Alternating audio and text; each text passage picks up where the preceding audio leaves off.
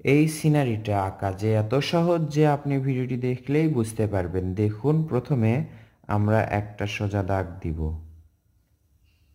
এরপর এর থেকে একটু বড় করে দিব,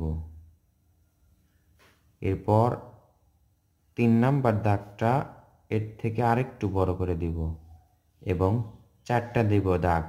এই 4টা দাগ দেখুন 3টার থেকে আরেকটু বড় হবে। 4টা দাগ দেওয়ার পর দেখুন এখান থেকে 1, এই তো 2, আবার দেখুন এখানে 1, এই তো 2, 1 2 করেই শেখা, এতে আপনাদের সুবিধা হবে। 1 2, আবার দেখুন 1 2। সুন্দর একটি বাড়ির দৃশ্য আমরা আঁকতে চলছি। এইভাবে আপনি আপনার প্রিয় সোনামণিদেরকে ড্রয়িং শেখাবেন। ভিডিওটি দেখলেই তারা আঁকতে পারবে। দেখুন, এজন্য আমি আস্তে আস্তে করে শেখাচ্ছি, স্টেপ বাই স্টেপ। এই তো দেখুন 2টা দাগ সোজা করে লেগে দিলাম।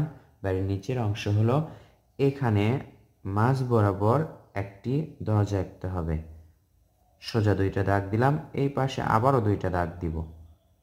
এটা হচ্ছে জানালা, এই পাশেও 2টা দাগ। আবার দেখুন এখানে 2টা দাগ। আমরা এই দাগগুলো সবগুলো সোজা করে আঁকলাম।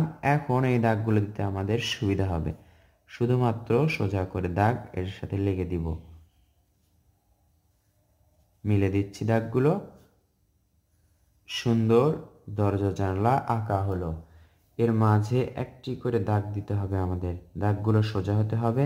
প্রয়োজনে আমরা স্কেল ব্যবহার করতে পারি, যারা সোজা দাগ দিতে পারেন না। দৃশ্যটি সুন্দর করতে চান তাহলে স্কেল দিয়েও আঁকতে পারেন, তবে স্কেল ব্যবহার না করাই ভালো।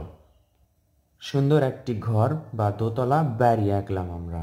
এরপর এখান থেকে দেখুন একটি ভি আঁকলাম, এই পাশেও একটি ভি আঁকলাম। ভি আঁকার পর সোজা নিচের দিকে একটা দাগ নিয়ে আসলাম, এখান থেকেও একটা দাগ নিয়ে আসলাম, একটু ভাঁজ করে। তবে আমি বলে ফেলেছি এটা সোজা, একটু ভাঁজ করে। এখন এখানে আমাদের শিকড় আঁকতে হবে। সবগুলো গাছ আমি একই রকম করে শেখাই যেন সবার সুবিধা হয়। দৃশ্য বেশি সুন্দর করে আমরা কঠিন করব না, এমন দৃশ্য আঁকবো যে এই দৃশ্যটা আঁকতে সবার সহজ হবে।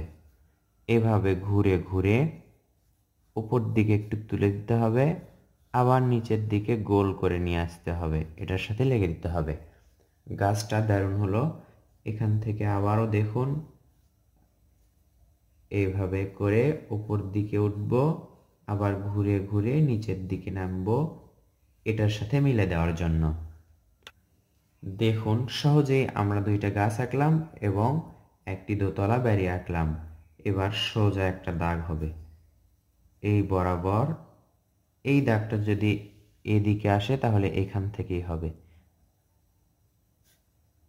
এই তো আপনি নিজেই দেখুন, দৃশ্যটা কিন্তু দারুণ হচ্ছে। স্টেপ বাই স্টেপ আপনাদেরকে শেখাচ্ছি। এই তো দেখুন এইভাবে জেড লেটারের মতো করে আঁকতে হবে, এটাকে বলা হয় জিগজ্যাগ। এই তো সুন্দর একটি রাস্তা আঁকলাম। এখন আমাদের আর কোনো কাজ নেই, শুধুমাত্র এই দাগের ওপরে এভাবে করে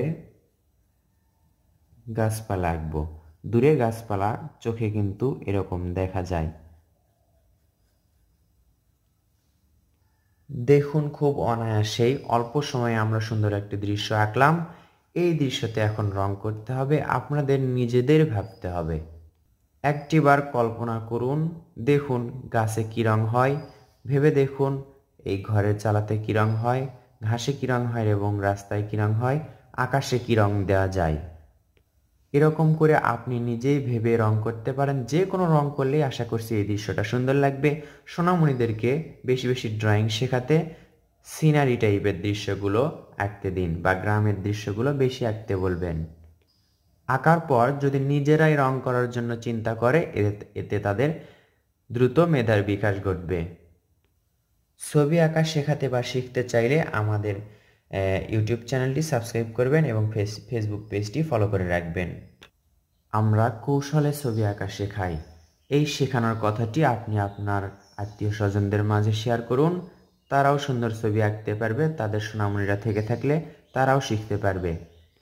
কেমন লাগলো আমাদের এই কৌশলে আঁকা সুন্দর এই দৃশ্যের ভিডিওটি কমেন্ট করে তা জানিয়ে দিবেন। ভালো লাগলে অবশ্যই কষ্ট করে হলেও একটা লাইক দিবেন। আসসালামু আলাইকুম।